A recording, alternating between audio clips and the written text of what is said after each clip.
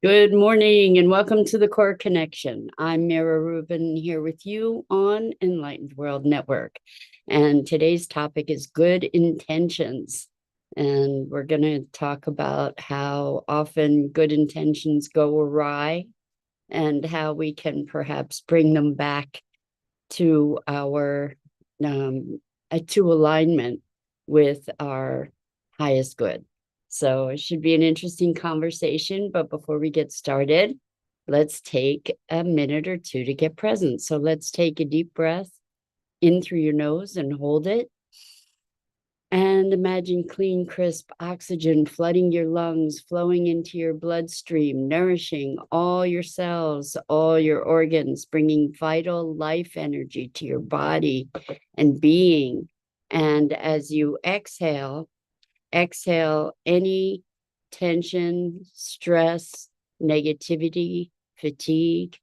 And now let's take another deep breath in through your nose and hold it. This time, imagine brilliant, bright light lighting you up from the inside out, illuminating, electrifying, and energizing all your cells, all your molecules, your electrons, and creating a brilliant beam of light and energy from your heart out into the world. And as you exhale, exhale any remaining tension, stress, negativity, fatigue. And now let's press our palms together. Vigorously rub your hands together to feel the friction, the temperature, the pressure, the motion, all those sensations, including the tickling and tingling when you stop, and allow all those sensations to bring you present right here, right now, into this remarkable physical form that enables you to experience life. Welcome, welcome, welcome. Good morning, Rosalind. So good to have you here with us this morning. And welcome to everybody else who's joining us. Great to have you with us.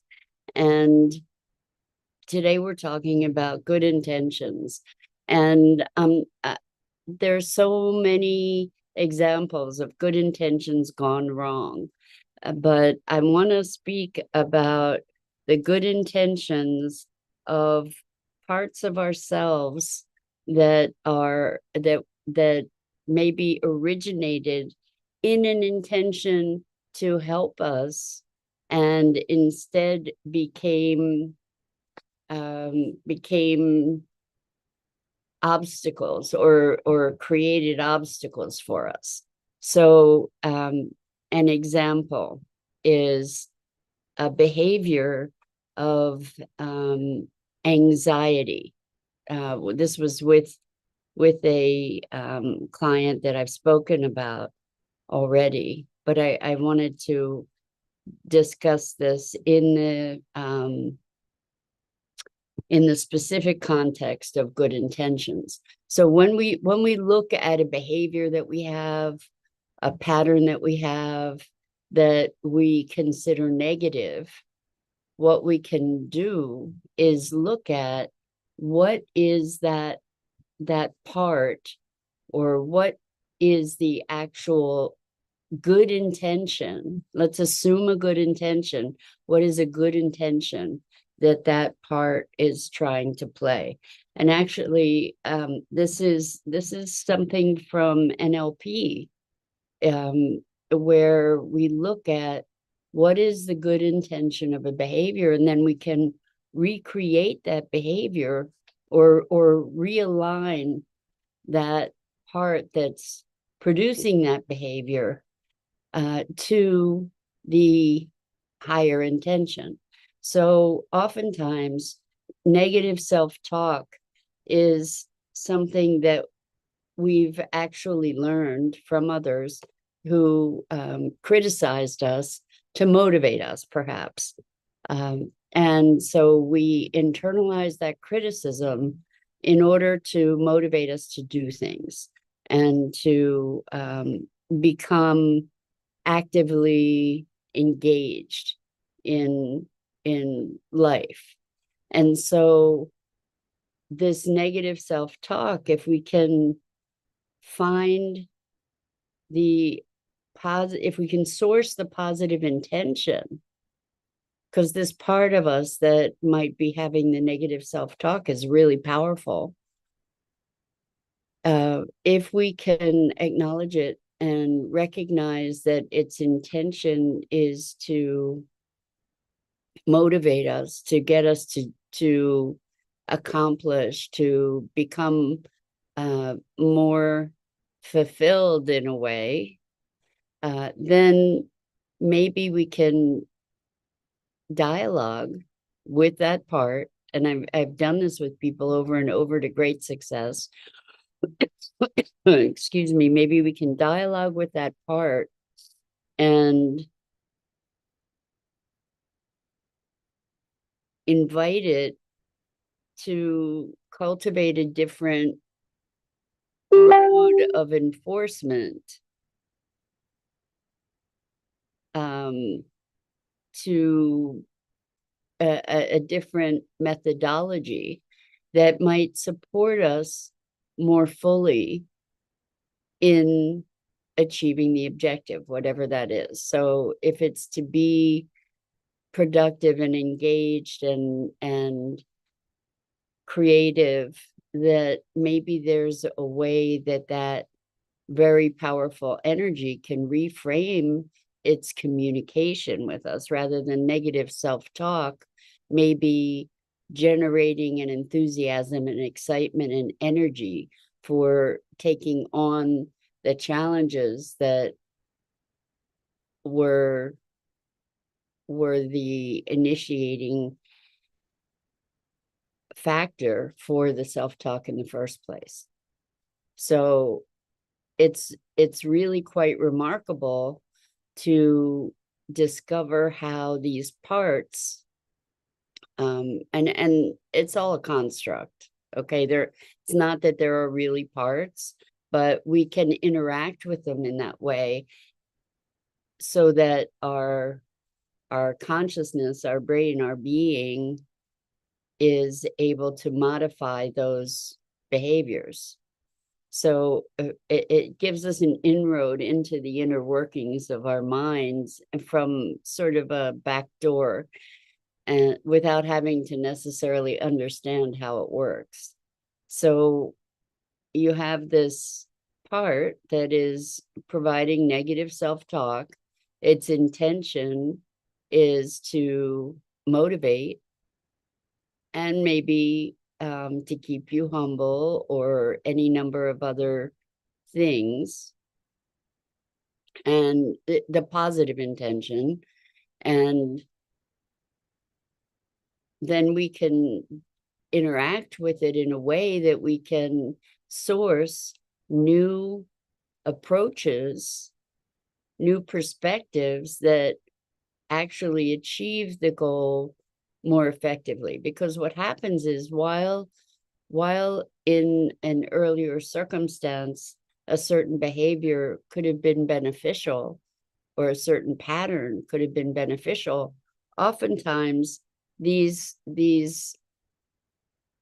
behaviors outlive their usefulness and actually become detrimental.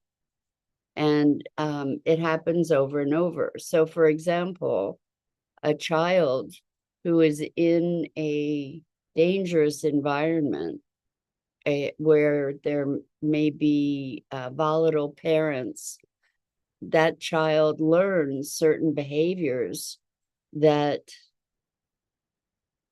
serve them in their survival, like being quiet, being invisible, being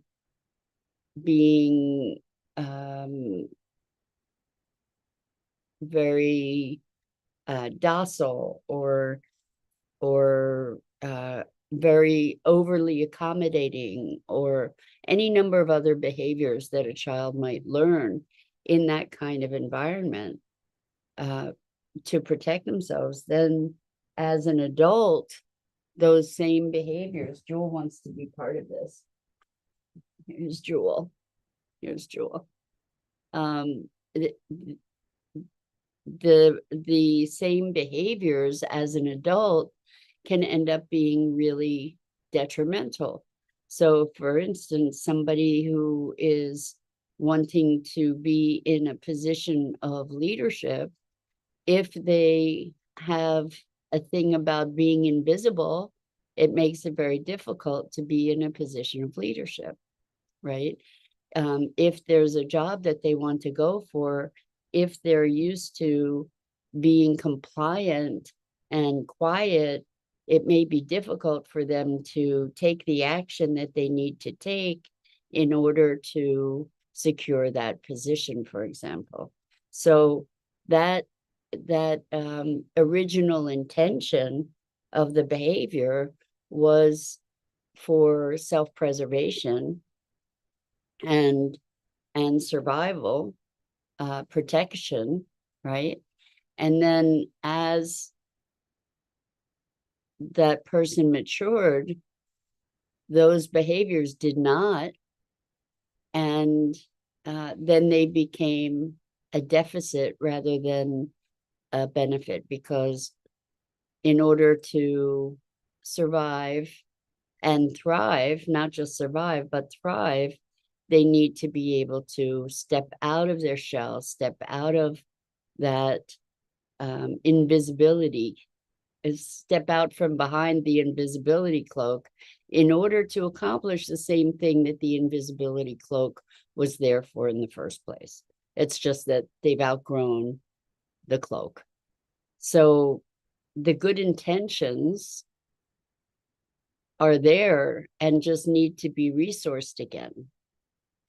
So it's interesting, because what we are typically inclined to do is to heap insult upon injury for ourselves when we have these behaviors that we call them self-sabotaging behaviors, when in fact, at their core, they're intended to provide some kind of benefit originally.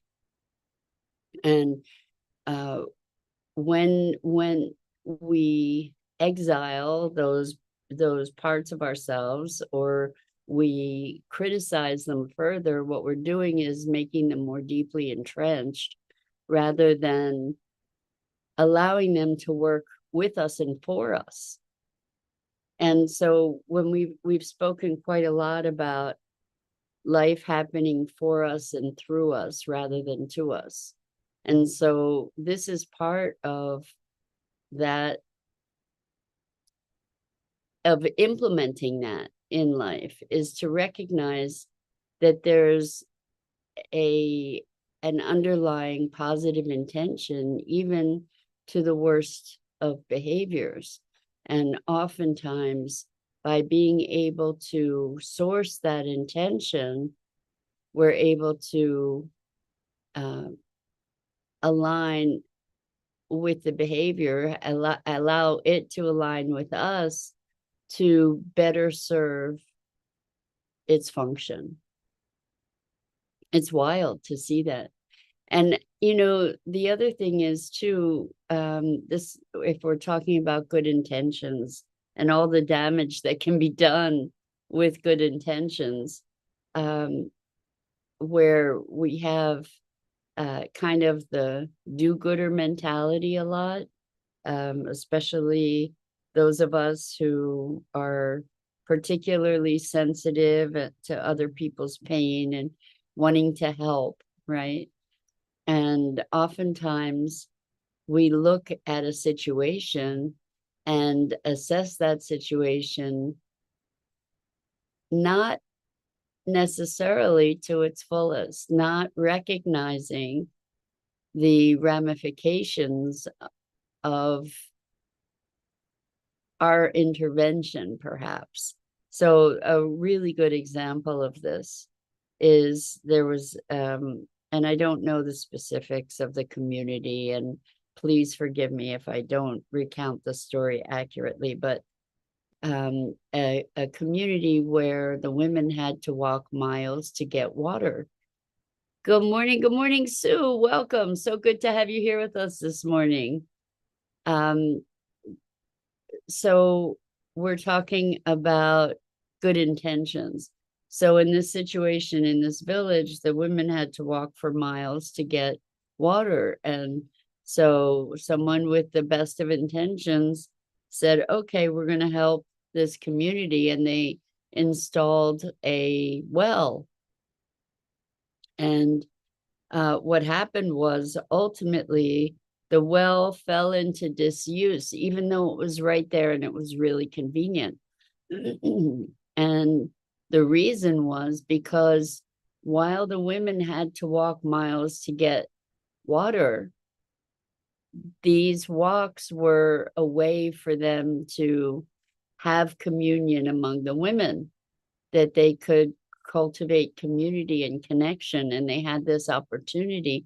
It's kind of like if think about people who smoke, and one of the biggest payoffs of smoking is being able to have time to just exit from whatever the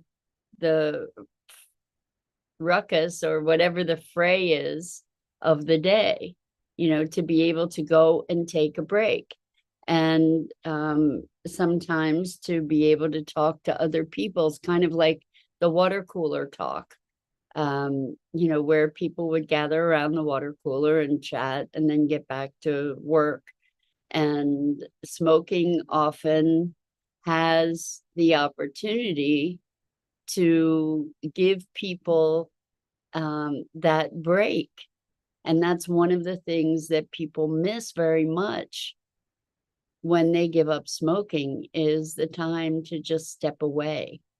And so when you recognize that that's, and in a way, it was, the smoking culture is changing quite a lot, but in a way, it was a socially acceptable way to, or reason to be able to take a break, to step away. And I don't know that it was replaced by anything else that was culturally acceptable, but that might be something that we can look at in terms of implementing something that serves the good intention without the negative behavior. So, Sue, thank you. So Sue is directing y'all to my website for to learn about my coaching work. I really appreciate that. Thank you. So when we're talking about two different dimensions of good intention, certainly, but oftentimes we'll try to help somebody and they don't want the help.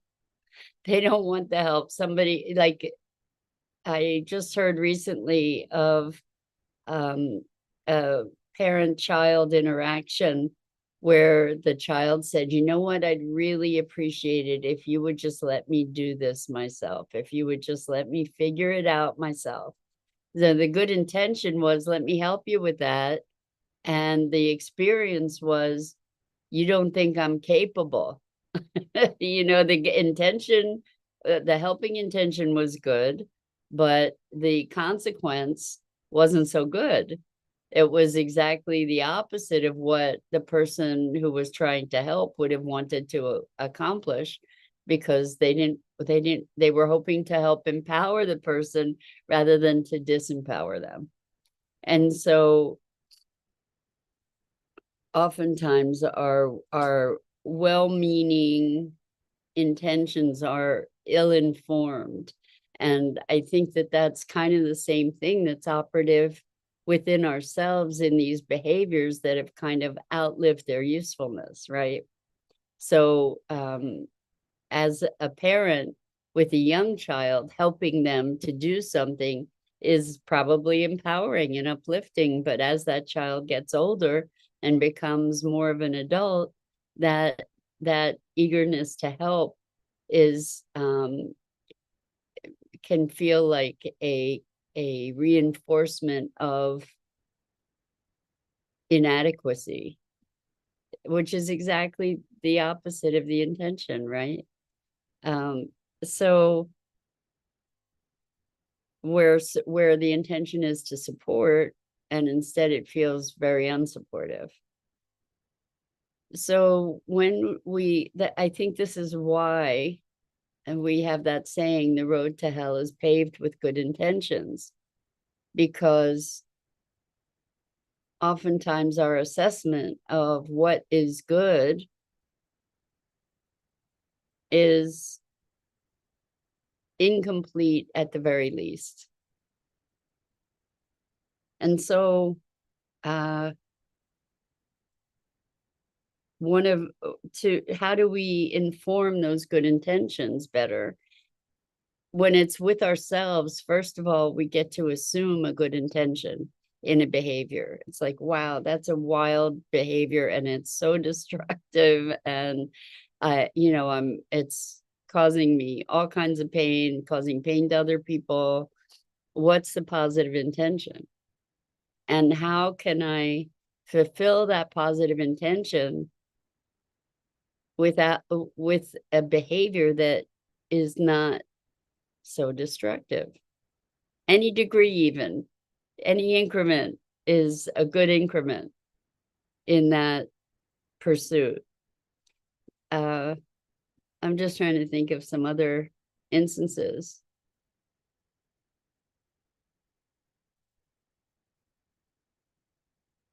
Well, I think I'm gonna just talk for a minute or two about these parts that aren't necessarily parts, but when we can identify them as parts, it gives us access to them to be able to